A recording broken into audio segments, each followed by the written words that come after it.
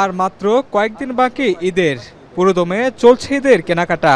নিজ নিজ সামর্থ্য অনুযায়ী ক্রেতারা ছুটছেন ফুটপাত থেকে শুরু করে ছোট বড় মার্কেট ও বিপণী বিতানগুলোতে।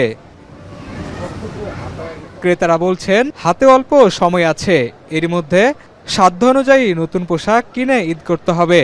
তবে পোশাকের দাম গতবারের চেয়ে বেশি বিক্রির অভিযোগ করছেন ক্রেতারা। ঈদ উপলক্ষে কেউ কেউ দিচ্ছেন মূল্য ছাড়ও।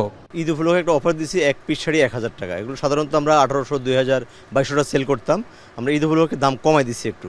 বিপণী বিতানগুলো ঘুরে দেখা যায়, ছেলেদের এবার চাহিদার শীর্ষে রয়েছে পাঞ্জাবি ও হাফ শার্ট, নারীদের পছন্দের শীর্ষে রয়েছে পাকিস্তানি শাড়ি ও থ্রি পিস। সুতির থ্রি পিস এগুলাই পছন্দ। এখন আর কি যে পাকিস্তানি থ্রি পিস বের হয়েছে, এটার প্রতি আর কি একটু আকর্ষণ আছে। প্রাইস রেঞ্জ খুবই বেশি, অত রিজনেবল না, মানে বাজেটের মধ্যে ওইরকম পাওয়া খুবই টাফ।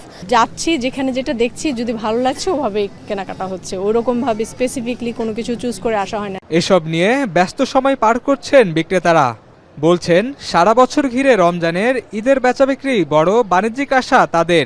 পাকিস্তানি জর্জেটের উপরে এবং অর্গানজা এই দুইটাই ভালো চলতেছে, প্রাইসও একদম রিজনেবল আছে। এবার আমাদের আসলে সালোয়ার কামিজের চাহিদাটা একটু বেশি শাড়ির তুলনায়। শুরুর দিকে বেচাবিক্রি ভালো না হলেও ঈদ বাজারের শেষ সপ্তাহে লক্ষ্যমাত্রা পূরণের আশা ব্যবসায়ীদের।